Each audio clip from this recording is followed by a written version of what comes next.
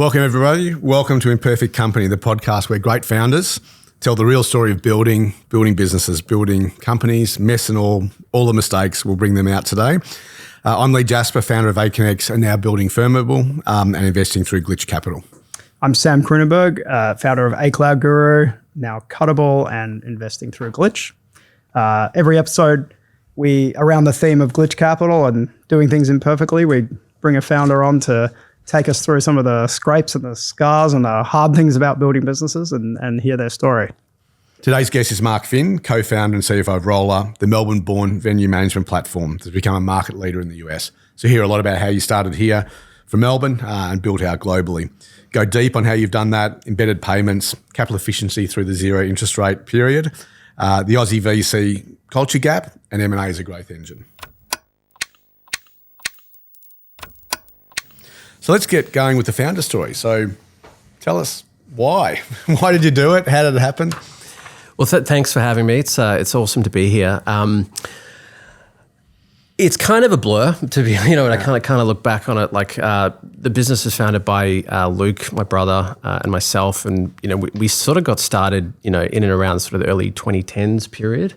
I'd previously been working at Macquarie and PwC before that, and had been in like the tech teams there, and had sort of been like the junior on the deals up close, and seeing like What If and Seek and these businesses, and I was like, oh, that's kind of pretty cool. It's maybe a little bit cooler than what I'm kind of doing now. Yeah. So I sort of had a bit of a bug planted there, and I think was probably a bit too rebellious as well. That it was sort of set that going to be going down a sort of more entrepreneurial path, and Luke's a couple of years younger. He was doing engineering, actually bridge engineering, not like engineering or traditional engineering. So real engineering. Real engineering, yeah. So physical thing engineering. So yeah. Luke was studying that, and he was working a lot in hospitality at the time, and had a really good sort of understanding of back end systems. Worked at the Stoke House and. Just really understood sort of some of these, these back-end POS systems at the time. And, we were kind of, I think we was like, how do we, what can we do, from Melbourne, Australia at that time? You had businesses like Groupon and What If and booking systems. And we're like, where can we build a business? Where's there's an opportunity? Candidly, we were young and going out to kind of, nightclubs and nightlife venues and jazz clubs, and we're like, there's no booking system, you can't get in there, you can't buy a table. So we're like, so you were actually you wanted to build a business. That's where you started. It wasn't like, hey, I've got this insight on this one thing, but you're like, I'm looking for the right business to build. I think it was in parallel. I think there was, I think if it wasn't ROLLER, and we did sort of, kick around a few other things at the time. So we were sort of, I think experimenting and sort of seeing what worked. And but that, that seemed like a problem that we could experience. And so we started essentially building a booking engine in that period, more for sort of like jazz nightlife kind of venues. So a little bit of a slightly different kind of market segment. And this is you and Luke at that point? Yeah, myself and Luke, and there was another guy called Will Nicholson, who was involved early on as well. And so we were sort of, it was super scrappy. There was no like AWS, there was no like angel kind of, And you left your jobs at that point, or is this a sort of side hustle? we had, and we were doing sort of all sorts of things to sort of, fund ourselves along the way. And it was really how many jazz venues were there? I mean, not a ton, and it was a tough kind of period. I think we had some success in it. The concepts of what we were doing at that time, from like back end booking systems and time slots and packaging and tax and bundled and capacity and all this sort of stuff, actually is quite complicated. Yeah, and that was kind of like we'd done a lot of work in that, and it was a tricky sort of market segment. The ACVs kind of weren't high enough to sort of support what we're doing, and the sort of sales motion wasn't, it was like, it wasn't really taking off, even though we were kind of having some success, with it. And sort of around the 2015, 2016 period, we actually had an inbound lead from Adventure Park down in Geelong that had seen our booking system in action from memory, one of the jazz clubs, and they sort of seen it like, this is a lot better than what we have, and it's a much smaller venue, and they were like, can you tailor this to us? So this is for customers wanting to book to come to the adventure park? Yes, it was to be their book. So they had used it to book at the jazz clubs, and they were like, this is really, really cool. Technology. Just book a table. Yeah. Book a time. Book a table. Book a package. Book the chef's table. At the front. So we had all that capacity, and so they reached out and they were like, can you do it for us? And we were like, of course, yes, we can. Even though at the time you probably, bit off. Quickly make a few changes to the system. You didn't say you don't have jazz, do you, at the adventure park? Yeah, jazz. Yeah, we were very much like, So and then that sort of was a little bit of an aha moment, because we looked at the sort of segment there in leisure and attractions, which is a broad segment, and under it you've got like museums, zoos, theme parks, escape rooms, which were all sort of taking off in some respects as well, trampoline parks, and all of the tech in it was like legacy on-prem, looked like it had been built in like the sort of 90s, and sort of saw the opportunity there, because it was like, look, these are bigger customers, higher volumes, better target market, underserved with technology. And, really from that period, from that time onwards, we've been just laser focused on, leisure and attraction sector. And no more jazz clubs? One of the ones, it was the Paris Cat Jazz Club. I say this very regrettably. They're no longer a customer as of about a year ago, but they were with us for a long time. And I think we just sort of, we outgrew it. We may have a couple. There might be a couple in there still somewhere. So you started here in Australia, the first... So that's Geelong, whatever the park's called down there. First international client? We had a bunch in the UK first. How'd you find them? Did they find you? Did you find them? True story, we had a young guy called Tom Freeman, who was our salesperson here, in Australia, and he wanted to move to the UK, and he was only in his early 20s, and he pitched us sort of a business plan and said, hey, want to go over to the UK. I think I could take ROLLER there. And we were so busy with what we're doing here. And he's like, we're like, yep. And he, said, I'll do it for like £30,000. And we were like, yep, sounds good. Wow. And I reckon a lot of Australian businesses is like the backpacker mentality. Like somebody wants to go overseas and they just go, yep, and take advantage of it. Yeah. And so Tom and, Luke spent some time over there, as well. This was sort of around about the 2018 period, 2017, 2018. And he was a superstar. He was like driving up and down the M1, all over the country, doing just, on the smell of an oily rag. Yeah. And it was sort of ripe for what we were doing. The trampoline park sector there was sort of taking off, and we just sort of had the perfect solution for it with what we were doing. And, fast forward to now, Tom's been our top salesperson like 5 years in a row. And still with the business? Still with the business. Wow. And absolutely killing it. Like he's so it's still in the UK, or has he come back now? He's still in the. He's sort of. We sort of joke that we're not sure where he's domiciled a lot, but he bounces around. But he is still based in the UK, and then after that, we sort of soon after that we moved into the US as well. And how did you do? So the US, obviously, a huge market. How did you think about that, and what were the steps to get in there? It was kind of scrappy at the start, sort of direct outreach, boots on the ground with, Luke, others early on, sort of spending a bit of time over there in LA and really just trying to crack open an anchor client. It was sort of how we, managed to get our foot in the door there. And it was really just kind of old school, knock on the doors, go out, pitch, however you could do to get in front of them, and managed to get some good sort of masthead anchor clients there. Like we had like Coney Island, and it was a pretty highly, good brand. Good brand, yeah. And then we soon after, signed like the Sky Zone group, which is like a huge group of trampoline parks over there. And that became a really good anchor, just in terms of, and I think it was sort of just get some anchor customers, and then moving to the sort of the scaling journey after that. It's so helpful to be able to refer to a company that everyone in that market knows, right? Yeah. Once you can refer to one, it gives you so much credibility. Exactly. Yeah. And so you founded the business with your brother. And so what is the division of responsibilities between you, and has that changed, or is it still the same today? Or it has changed I sort of view as a bit of like two sides of a coin, Yeah. a little bit, in the sense that I have a sort of certain, certain set of skills. He has a certain set of skills, and I think we sort of have enough of an overlap to kind of, it's almost like a major and a minor, but we, so we have like a good intersect in the way that we sort of work together and sometimes play good cop and bad cop, and I think we sort of figured out a good kind of way to to run the business and grow the business. But I mean, operationally, Luke very much is sort of the face of the company. CEO, traditional kind of CEO, leadership, vision, that kind of stuff. I'm more operational, finance, strategy, capital allocation, operations. And within that, there's a lot as well. And I mean, we've always made, decisions together as well. And and if you disagree, what happens?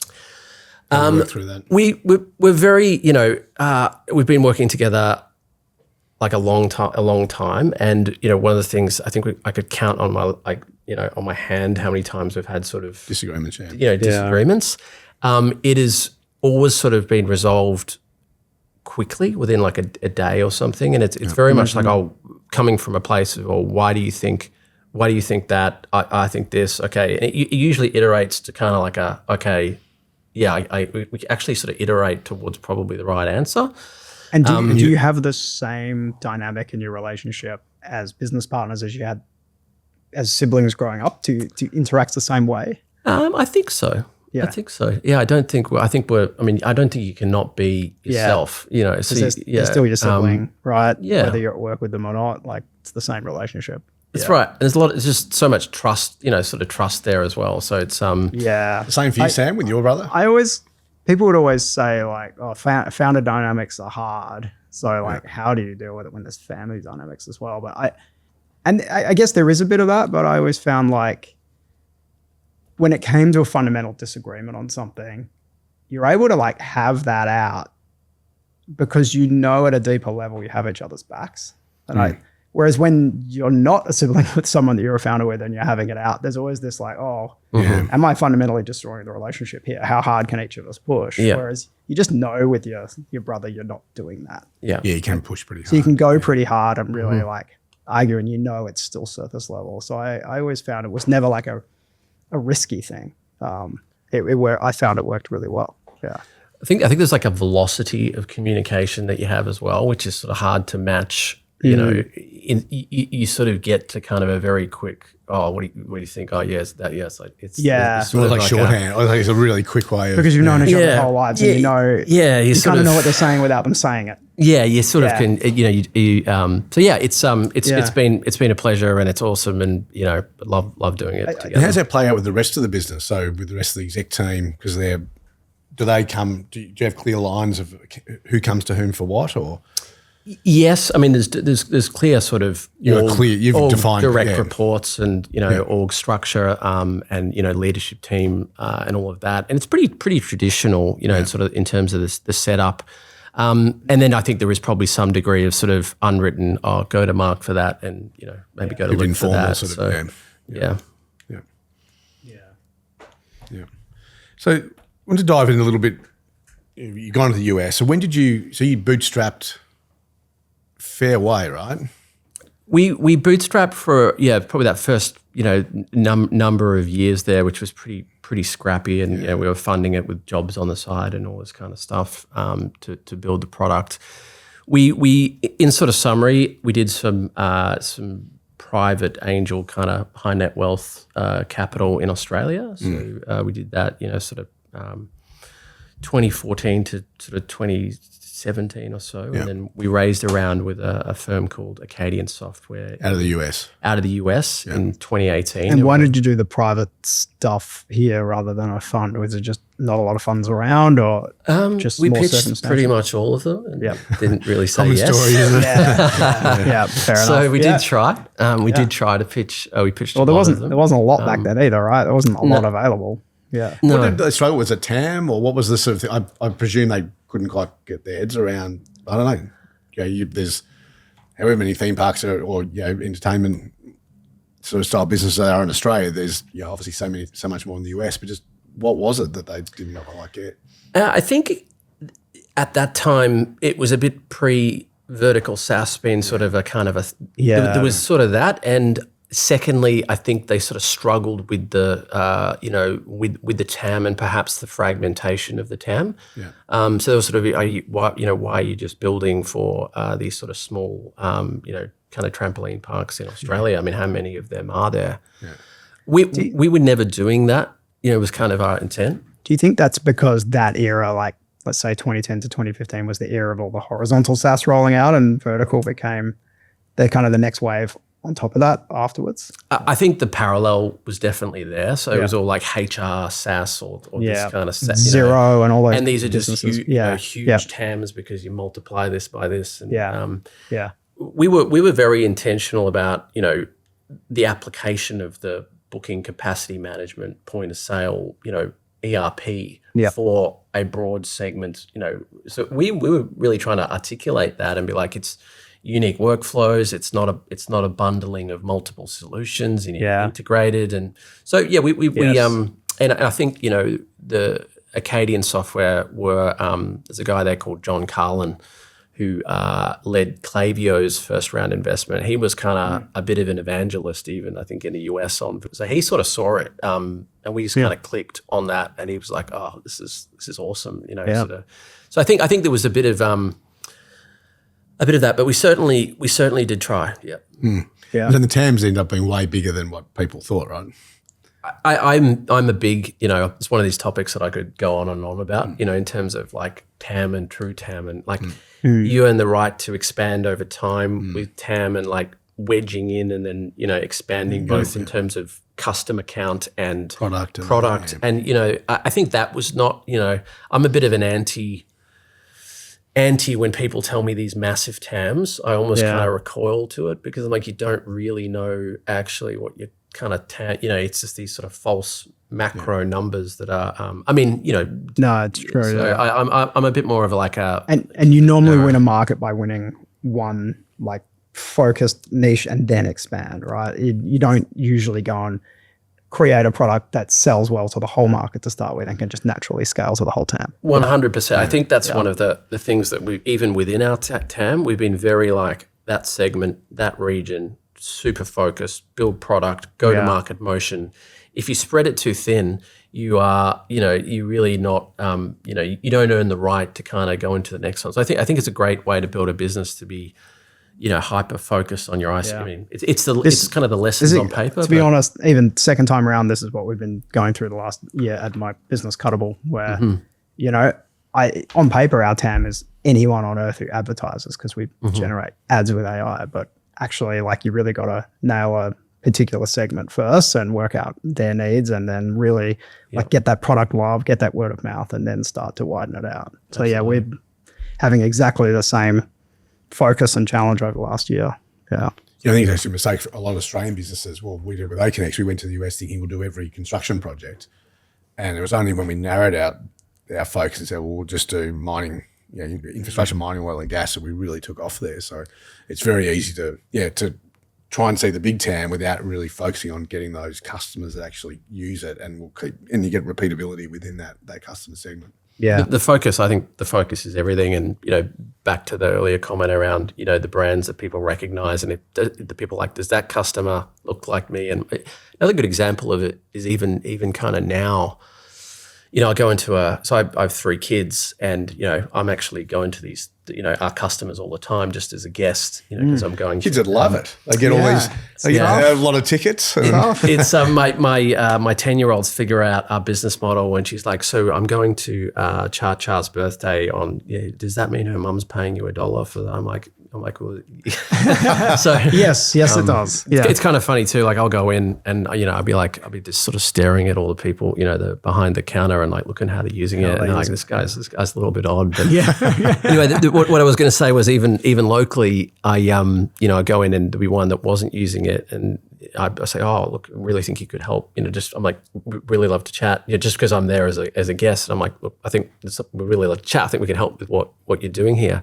they're like, who do you work with? And I'm like, oh, we work with, thousands of companies all around the world, the US, and the person behind the desk is like, no, who do you work with around here? Like local, like name the customers within, within an hour drive by name. And so it's just sort of that, these things build on each other. And I was like, oh, we work with this. So it was in the US. Where was that? No, this was here in Melbourne, even now. So I remember one time Aconex we were selling into Calgary and we were doing oil and gas projects, and the person said, oh, have you done this type of oil? Have you done oil and gas project? Yeah, done as well. Have you done this? Have you done one in Canada? Yeah. Have you done one in Calgary? Yes, yeah, we're just doing one. But that's not exactly the same. It's like they were trying to narrow it down. Have you basically done exactly the same project I'm doing right next door? So So Acadian came in. So that's back what? That's 2018. 2018, and then you did Insight in 2023. That's right. Yeah, and so the growth. So at this point you're very much in the US. A lot of the growth now is coming from the US. Is that right? Sort of 70% of our business is now in the US, and it's also the fastest growing as well. Yeah, amazing. And you based yourself out of your neck of the woods, wasn't it? In Austin, is that right? We have offices in Austin, San Fran. We have one in Costa Rica, London, Bosnia, and Sydney and Melbourne as well. Wow. So where did you go first in the States? We went first to LA, and then we went a few places. But we did have an office in LA, for a few years, and then COVID hit, and then we sort of pulled out of there. And in fact, we even because of the restrictions. But like Luke was based in LA, he came back. We brought a bunch of the Aussies back. We were actually going to set up an office in Nashville at the time, and we even sent people to live there, just to move in there, and then COVID hit, and we can't. So we had go to the bars in Nashville, So or maybe they were still open then. They were probably more open than anywhere else. Nashville, So, we've sort of settled on main hubs. San Fran and Austin's our biggest office, and then we've got quite a few people. So how did you make? Because a lot of founders go through this. Like, I want to go to the States. I don't want to go to the States, but where do I go? There's market factors, there's time zone factors, there's like staff. Like, how did you what was the calculus for you in Austin and SF?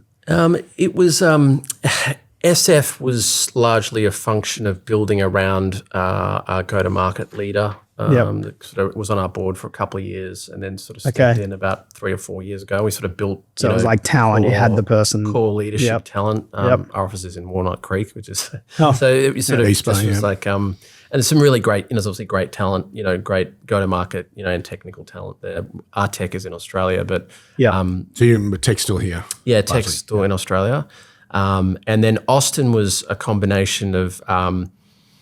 The techs, it wasn't super expensive. You had, Elon there and, some universities around, and there was a bit of there was some good sort of not too expensive sales and CS talent. And what year was that you opened?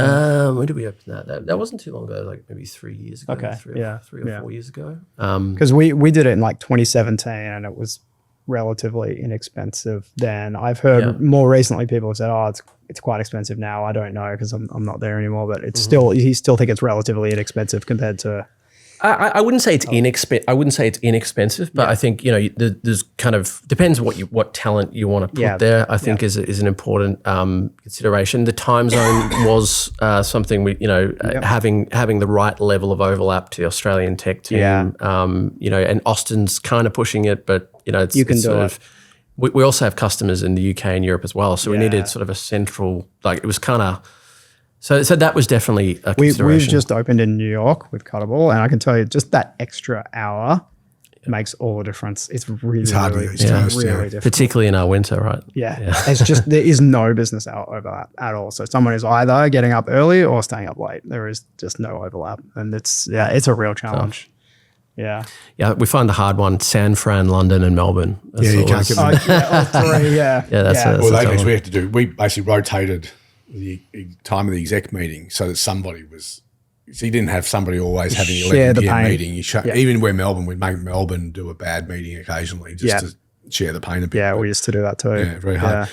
So Insight comes in 2023. What's changed in obviously selling to broader customer set today, but you've added payments and a bit of change in the product over the last few years. So maybe walk us through how you thought about that and expanding the product coverage. Yeah, I mean, going back to, the early period, we very much sort of focused on ticketing and packaging and bundling of, time slots and packaging and all, Then we sort of expanded to point of sale and, other modules like memberships and gift cards and really built out like an ERP for the venues. Yeah. And, there's a ton of stuff, like you'd probably be pretty blown away how much, functional stuff is baked into the platform there. But there's been some kind of, very significant product kind of decisions and things that we've done along the way, embedding payments into payment processing into the platform, which we call Roller Payments.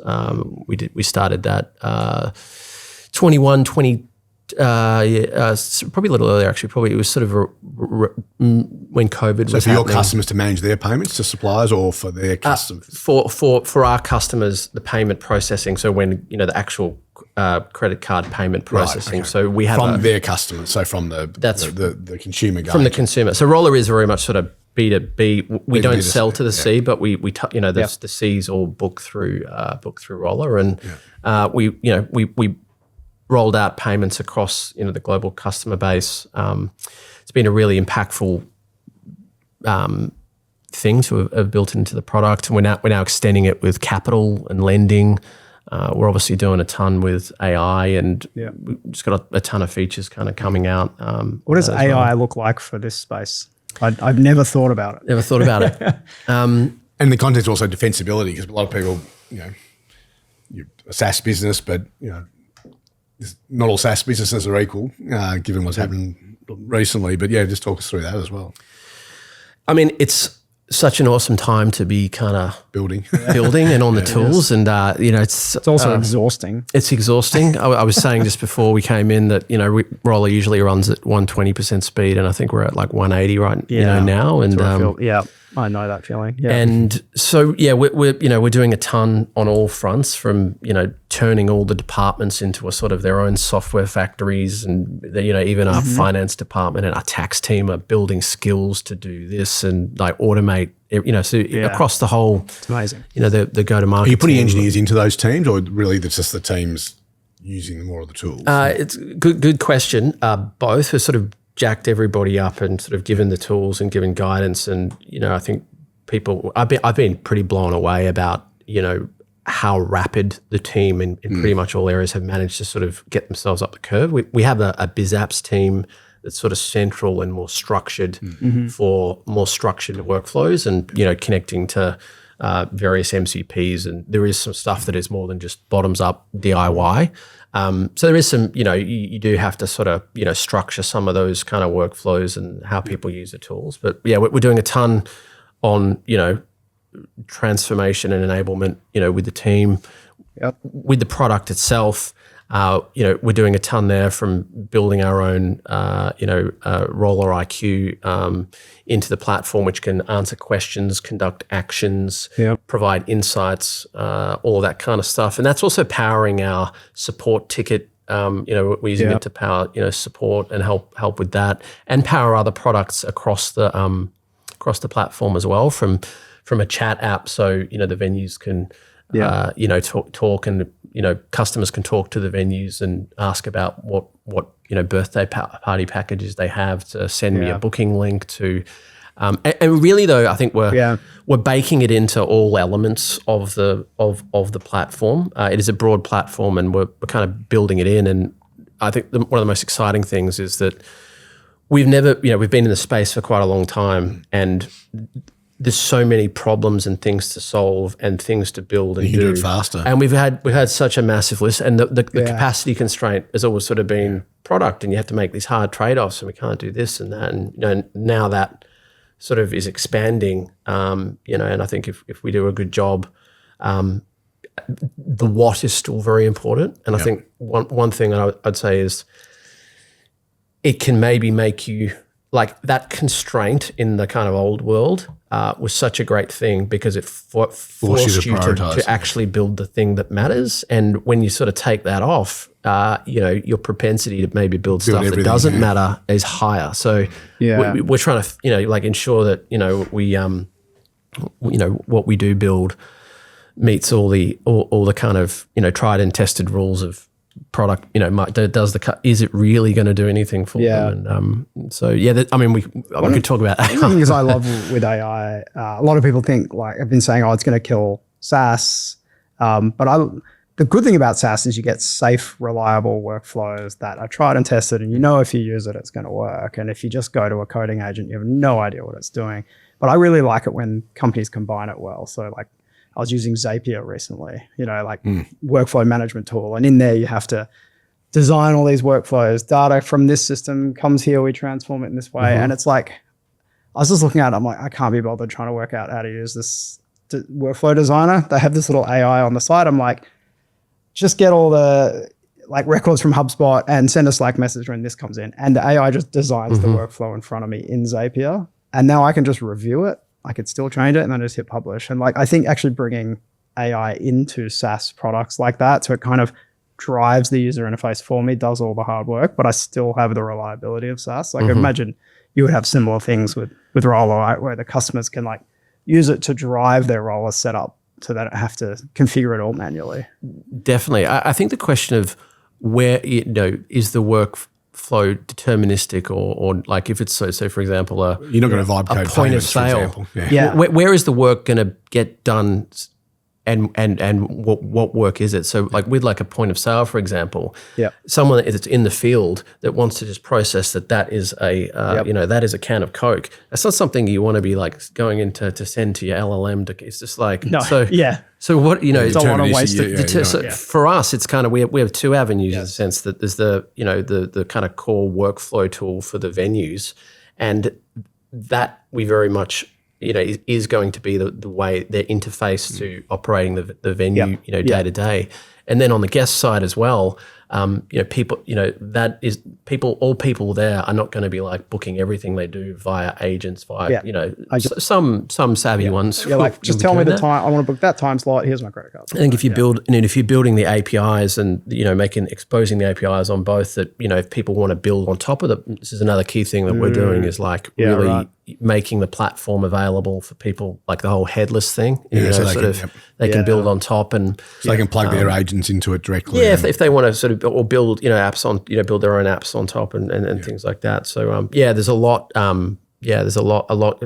Super exciting, and then you have the data layer and the scale that we have to kind of give the bots and the more context. So it's sort of not just the model, but the context that we have through the data that we have is gets a lot better outputs than just Claude alone. Yeah, and your engineering team, how much faster do you think they are now? That is a hard question to, I think when you're doing, there are some amazing, amazing areas of, velocity unlock, and, but equally, they're definitely more productive, right? The whole org is more, more productive. I think it's much, it's all over the place, in terms of, the productivity benefit. But there are also still things that you need to kind of do back to, we have the customers that I need this to go here. And this is a really important thing that goes there. And this is exactly the requirement. Yeah. That still kind of is, you can use tooling for it, to help, but it's still very, I think, more in the old craft of, and then there are other things where you can go much faster. With apps, so we're trying to do both at the same time as well. So I might switch gears a little bit.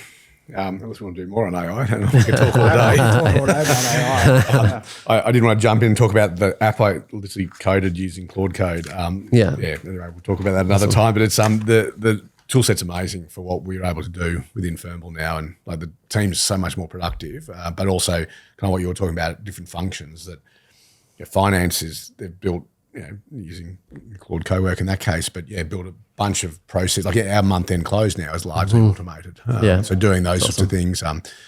Sales, of course, which we use our own product for, marketing. But it's phenomenal what can be done. But the biggest thing is just getting people who are curious. I think people who want to try, and so we're trying to really enable that. To, we're expecting everybody to do it, but to really back in the people that are trying something different, being curious. So switching gear, worst day in the office. I wonder here where things.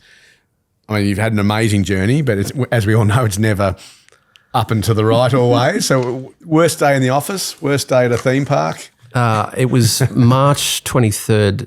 Oh, you've even got an exact date. 2020 was the date.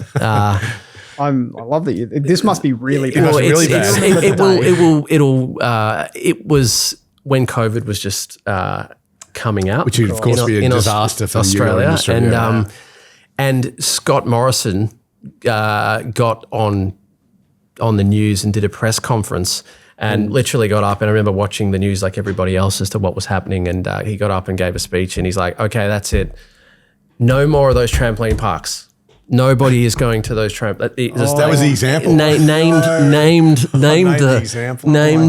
He's like everybody. Yeah, so like booking your trampoline days. in the context of, I mean, it was obviously, all of our venues, our customers at the time, people like the underlying trade at our customers was obviously sort of turned off, globally overnight, effectively. And so we were, all in person. It was difficult for, I think, everybody at the time, but there was just a very, very, very, recall, there was just one moment that came to mind when, on the question, just like, I just remember sitting there going, it's going to be hard. Just in the context of everything. What did you do with your customers? Because your customers have got their business has gone to zero. Yeah. Did people cancel? Did you give them a discount? How did you manage that? I'd imagine they all wanted payment holidays, did they? It was, there was tons of that, and then managing the, it was sort of one of those things of like, there is no easy, it's a hard thing about how, it was one of those things that like our customers are going to have to experience like a start, like how do we manage someone's, like how do we share the pain of this event in the right balance? Yeah. And, we did all of those things, structured discounts. We actually didn't let anyone go during that period, which I was very proud of, actually.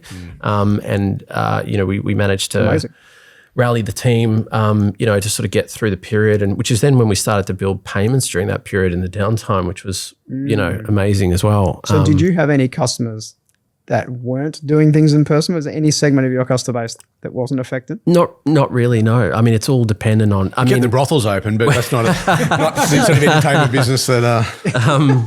We were fortunate though that we had it was a subscription business model, but we did have to. It was a very, very tricky period, and then different regions turned back on in different ways, and then 4K. It was tough, but very, very sort of proud of how we got through it. And I think it is those times where like throughout our history, I think like the crunch, when we've almost run out of funding or had very little funding, or there have always been the times when we've been I think at our best actually.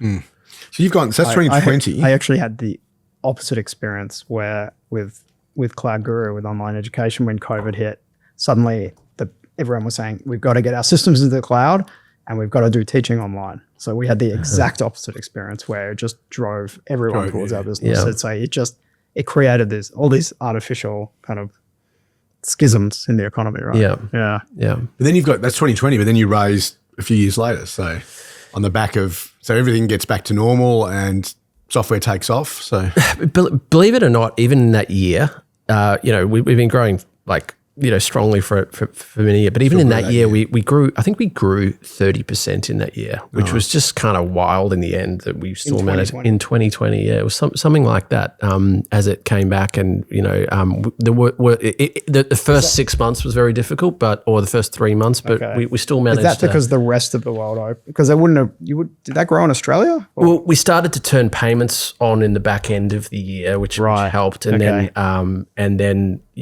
we did have customers that kind of similar later on when we got through that shock wave, started to be like, oh, the world isn't going to go to, stop, and let's use the time to kind of give. So but it was more that early period of it that was the most difficult. And we were pretty, I think from that 2018 through 2023 period, we actually went in there quite lean as well.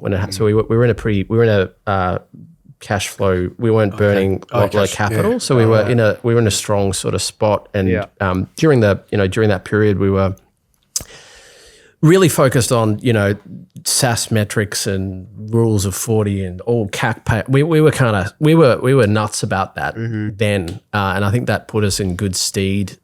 We sort of didn't really lean into the the capital raise at that time, even like sort of 21, 22. And then I think we were then in the business fundamentals and metrics were in really good shape. When we sort of went and raised in 2023. So we did do a bit of backgrounding on you. I spoke to two people in your team, and I'm worried. Sorry, they said you've got great commercial judgment and renowned for that, but also great understanding of French and Italian wine. Well, what do you pride yourself on more? Probably the latter, and maybe I can apply my commercial judgment to that. Well, maybe not so, actually. Maybe that's inverse. I'd probably spend more than I should on that. You could hone those skills during COVID, not going out. But and which sort of French wine? Burgundies, Bordeaux? Bordeaux is really my kind of jam. Yeah. I think Bordeaux's sort of right down the middle, right down the fairway for me. And commercial judgment? Is what your team said. So team said, well, thank you, team. I'm glad they trust my commercial judgment. And maybe going to decision making. How do you obviously you've got to work with your brother on it. But do you have processes for making strategic decisions? Is it somewhat organic? How do you go about it? Probably depends, I guess, what it is. I wouldn't describe myself necessarily as a structured person, which might sort of maybe on the outside people think I'm quite unstructured actually. I think it depends what it is. I mean, if it's a process of budget, capital allocation, planning, how we go about that, that's a whole kind of process. Is that more with you it's sort of we have obviously board involvement, alignment of really you're trying to align the stakeholders and the owners to the growth profile that you want to kind of go after in the right trades, and sort of establishing that, and then then going into within the teams and looking at benchmarks and how much should go to sales, marketing, all of that kind of stuff, and then going down, and I think we're pretty extremely. I would say we're pretty hardcore on our FP&A. Yes. In terms of our so good data for feeding into decision making. So I think that how you sort of trade. I think the thing is always like trading growth and burn and capital. I think that trying to get those things in the right balance is probably the overarching layer that I'm always sort of steering towards. And it's difficult because teams want obviously that just you sort of sometimes have to be the take arrows from different spots because different so. We have a pretty structured process around around that, and we've managed to sort of forecast down to the last week of the year, like sort of last 2 or 3. So we're quite structured in that. I think we're pretty rigorous. Like our values we have a value of shake the tree, and which is really about like. Really push things to the truth of kind of like, sort of the scientific method of like, and then the apple falls off. And ROLLER is a very, like, I would say quite extremely like, like you've got to be prepared for kind of, well, why do you think that? Is that true? It's very, the Keep culture. asking why. So I think, the sort of structured frameworks that we have, I think the culture is very, very, I think we have a great balance of kind of people really enjoy it. It's also very challenging at the same time. Yeah. And so decisions at that level, expect scrutiny, to give or get scrutiny, I think. To found a business, you have to be a bit unstructured. Most founders I find are quite unstructured people because there's so much you have to figure out. Well, also dealing with ambiguity that you can sort of, it's not a right answer. Because you don't know the right answer. Don't know the right answer, and you're being able to pivot quickly. You got to be totally okay with that, be a bit creative. And then I find it's like, once you start to work that out, you bring in the structured people to put order around the disorder, right? And I always love working with structured people because that's not how my brain things. So I so appreciate people who can bring structure. How did you're saying you're not a structured person, but then you talked about a lot of the structures you have in place. So how did you bring in the right talent to help you with that, or? I think I can be very detailed when I lock in on something. Okay, yeah. So yeah. if it's if you look at causes you pain, like my calendar management as an example, is just awful. Like, I'm the same. Our chief of staff Jazz beats me up about it all the time, but I'm just kind of very, very unstructured, like kind of intentionally so. But you can go deep on one thing and then bring order to that. But your general day to day, it's like you can't bring that kind of order all the time. I think personally, I lock in on something hard until I'm satisfied that it's shaken out to the right degree, right? And then I'm kind of onto the next thing a little bit. Yeah, okay. But like, sort of consistent routines or workflows is probably not my personal, not my jam. Yeah, it's like everyone always recommends you when you're an entrepreneur, all the books on habits. You know, the number of times someone's told me given me the Atomic Habits book. Yeah. I've never read any of them because I'm not interested. I'd like to do that. I'd like to have. I can't do that. You're managing a team globally, right? So you've got engineering, or sounds like largely tech team here in Australia, sales, marketing, US, I presume, mostly. Yeah, so tech team here. And then sort of US, yes, very much go-to-market team, very sort of, I'd say, traditionally structured for a sort of a SaaS company of our size. San Francisco, sort of go-to-market sales, marketing, leadership, pricing, some, a smaller office. I think we've only got about 30 sort of enterprise tech. Is it company, how many people in the company now? About 330, 330. And in the US, it'd be how much of that 300? About 120 probably. So a big chunk of it, 120, 130. So how do you manage your culture? You're based here, but you're traveling a lot. How do you manage the team across into the US? And we've got really good sort of go-to-market leadership in the US. Right? Luke's based in Sydney. Oh, he's in Sydney. Okay. So Luke's based in Sydney. We kind of have been pretty global from, many years, and so I think we've got very used to just the cadences, and I think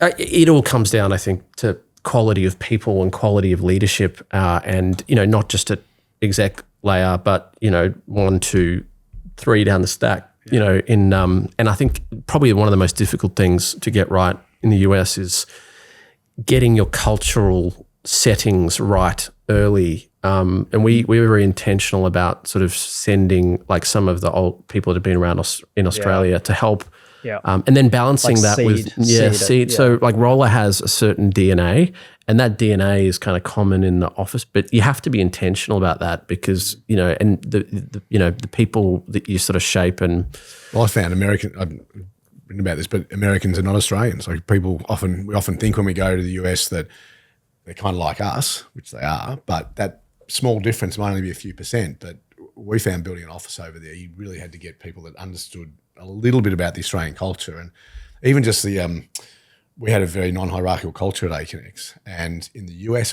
we found it way more hierarchical than we expected, and people would sort of manage down through their managers.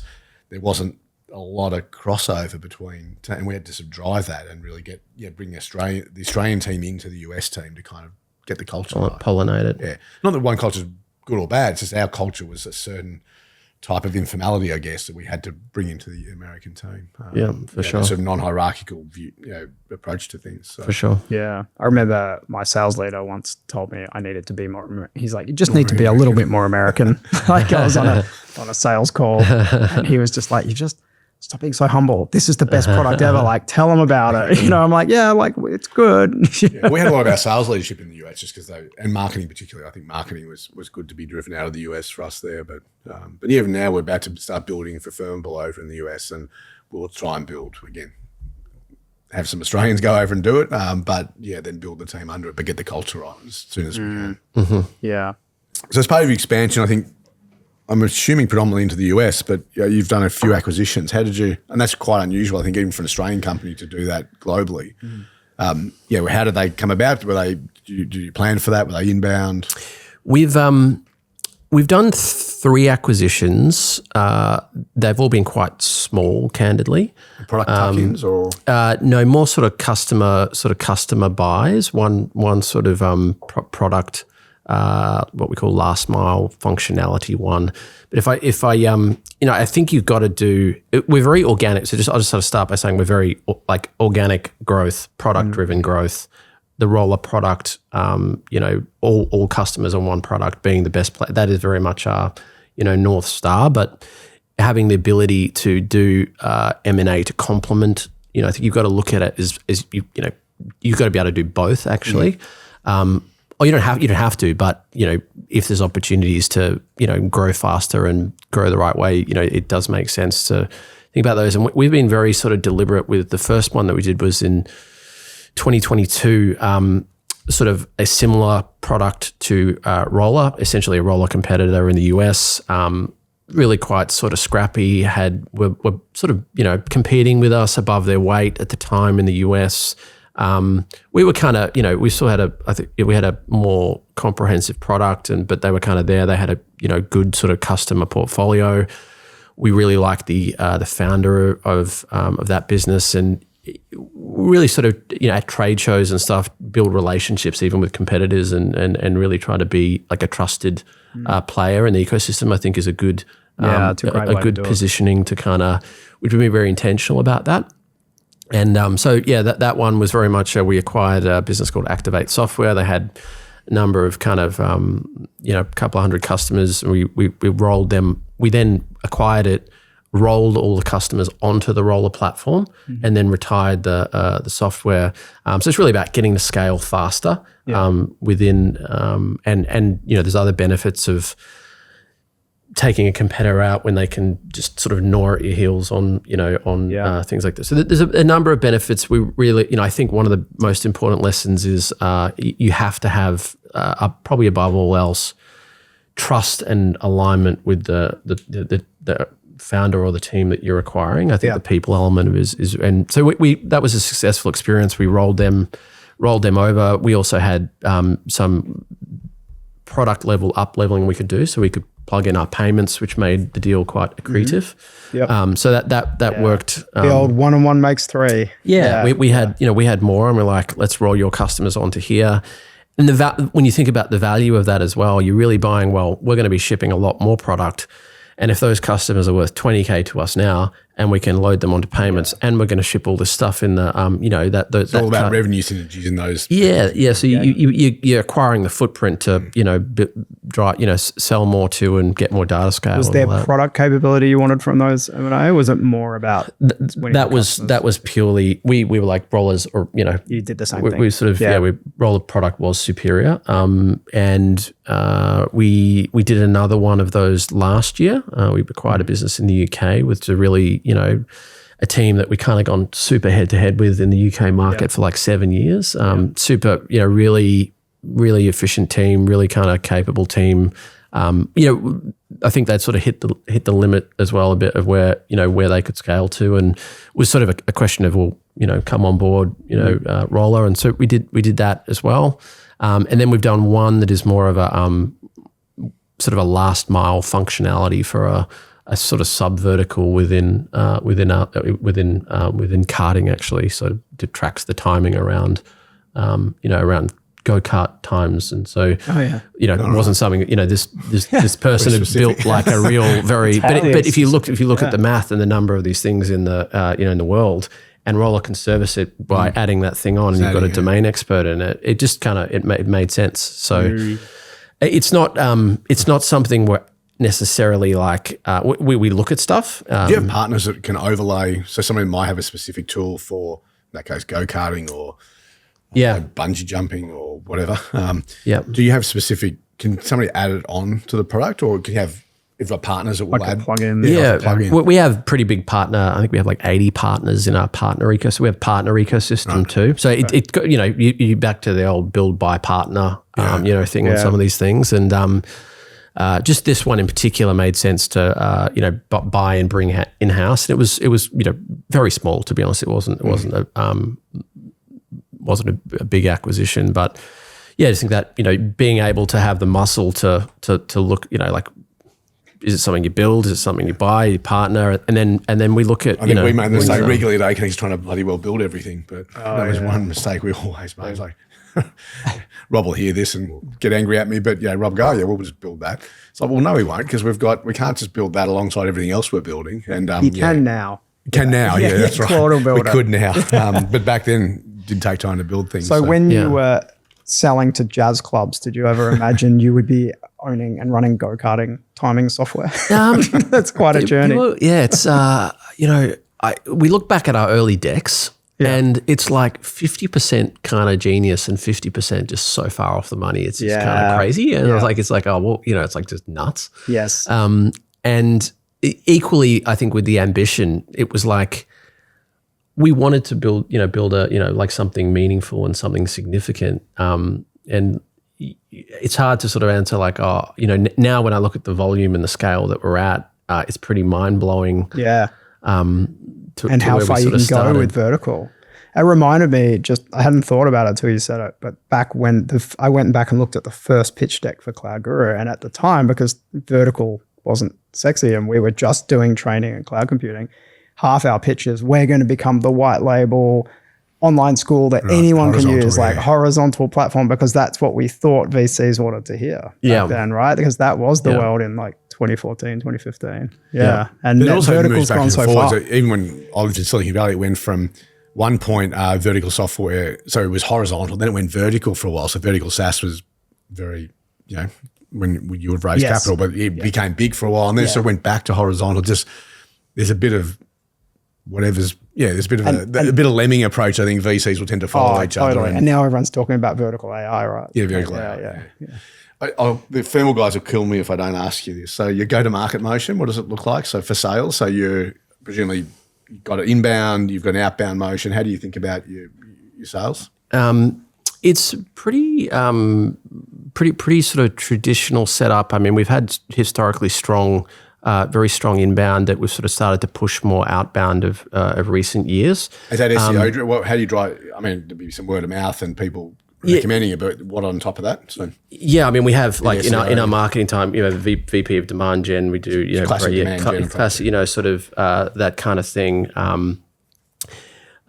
We have so strong sort of. It's actually very pretty sort of traditional kind of setup. I think the human element is very important. In our sector as well, in terms of like no AI sales agents yet. I mean, I think that sort of last mile bot being the human element, and actually even being on the road and going to visit venues, and you build a lot of trust that way.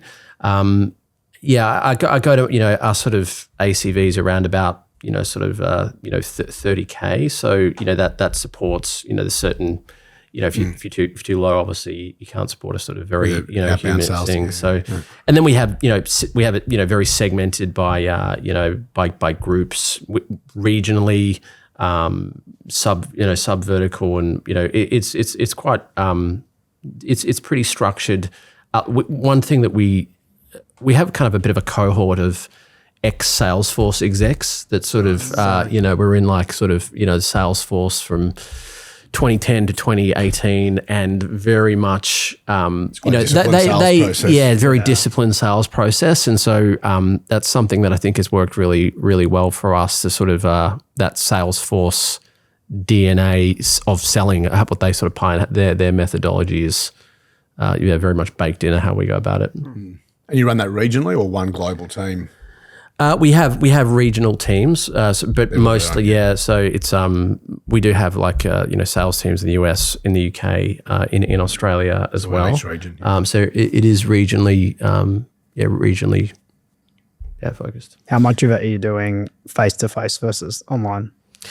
It's not ROLLER is not. It's too big of a product to kind of really be self-serve, get up and running. The amount of products that the customer has to get in, and there is a human element of you have to do a demo, sale. We're very ROI focused in how we sell, showing them ROI, in the motion. Then we have to put them through an onboarding pipe, which to get them live and up and running with payments. So it's not a self-serve motion. I mean, we're using AI to kind of get things in faster and automate that, but definitely when you have a mission critical system like that, that has to be up. I mean, we have to be up. Like our uptime is just kind of crazy. Like you have to be people. They can't run their business. People rely on your business's critical infrastructure, and they do kind of want to.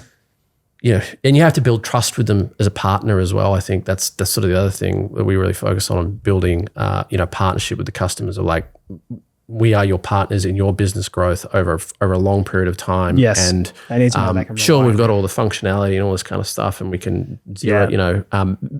We very much follow Embedding. Again, back to sort of the sales. So it's very. I'd love to hear that. Yeah. That's what we use internally as well.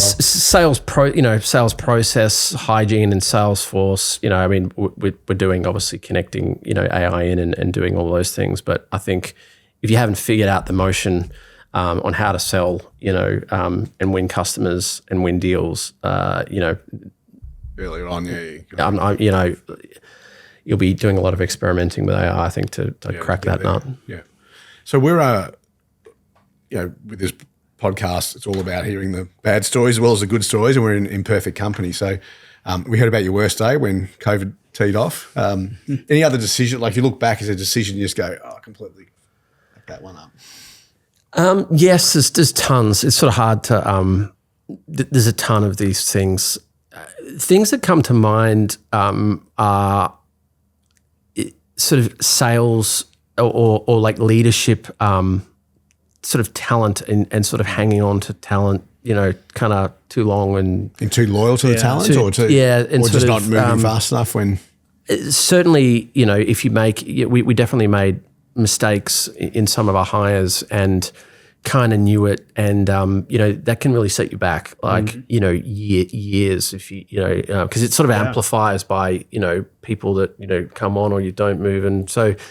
There's regret. There's sort of, I was kind of say I don't have too many like regrets. I don't sort of. I go, that and the was big decisions. You look back and go, you got to sort of forgive yourself a bit. That like, you got to just move on. But and it's often not just the impact those people are having, but it's everyone else seeing that you're not making the hard call, right? And it's the loss of trust you have with other staff who feel like, hey, are we the high performing?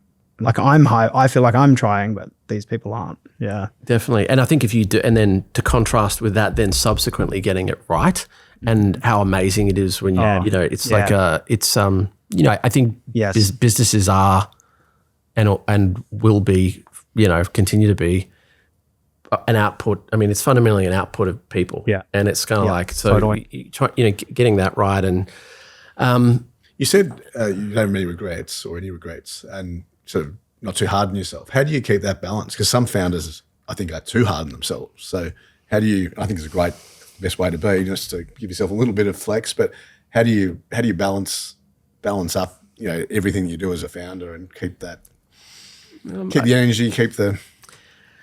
Well, I mean, I think they probably don't get into the game if you don't have somewhat of a thick skin. I think you need a thick skin. Family's important. And it's perspective and balance is important. Like, the sun kind of comes up tomorrow, and get out and even do, like there's been many hard periods we've been through, and like I think just sort of getting up and putting one foot in front of the other and trying to and just keep doing it. Even if sometimes it just feels so. I think you just have to have a sort of degree of resilience. And did you have to learn that over time, the resilience, or did you have that from the start? Probably a little bit of both. I think you have a little bit of both. I would say. I think you kind of definitely build kind of I don't know if scar tissue is the right word, but you're kind of a worn, you're a worn sock or something. I don't know what the expression is. I always felt like my first business, when I'd get punched in the face, I'd feel like it was just like, that feeling in the pit of your stomach where you're like, oh no. Yeah. And I would ride the waves. And I feel like now when I get punched in the face, I'm like, oh, well, like you said, I'll be here tomorrow. Yeah. My family will be here tomorrow. You think it's never as bad as you think. Exactly, we used to right. ride the roller coaster. Unintended of like really ride, and then it sort of settled down. I think, certainly I can think of moments where I've literally been close to vomiting and like sick. and just sort of going, breathing, talking to I think sort of trusted co-founder, relationship, and having like someone to work through. Be in the trenches with your brother. Is like with your brother. That's when you're kind of like, it's, you sort of, it is a bit like you're in the trenches together, and you sort of, you have to kind of go through it to, but yeah, it's kind of like, it's, it's tough, and it's probably also, it's not, candidly not for, I wouldn't recommend it for everybody. Most people refer to startups as roller coasters, but your customers actually are roller coasters. Roller coaster customers. Yeah. The name works on a lot of levels. So as we finish up, just one last thing, book recommendation or podcast that you've been listening to? It might be, I'm a bit of a finance guy, so I'm going to just, and it might be a little, A random walk down Wall Street. I love all those books, like but I do love Ray Dalio's principles and all of that. Yeah. And it's just as a matter of kind of structured, thinking, and I love everything he sort of, I love that content. Probably that one in terms of a book. I'm not avid podcast listener. Maybe I should start after this one. No, this one. You go listen to this one. You might learn something. Yeah. Great. Well, thank you for joining us, Mark. It's been great to hear the story, and for everybody listening, please promote this. Obviously, link Mark in as we share it, and then I'd love to get thoughts back from people who are listening, and if there's any particular questions you'd like us to address next time with our next guest, then please put that on the chat. Yeah, thanks Mark. It's awesome just to see, for everyone I think listening, to see the variety of amazing businesses built out of Australia that, you might not hear about them as much as the Canvas, but the impact you guys are having globally is insane. Phenomenal. Yeah. Well done. Thanks for having me. It was an awesome pleasure to be here. Thanks.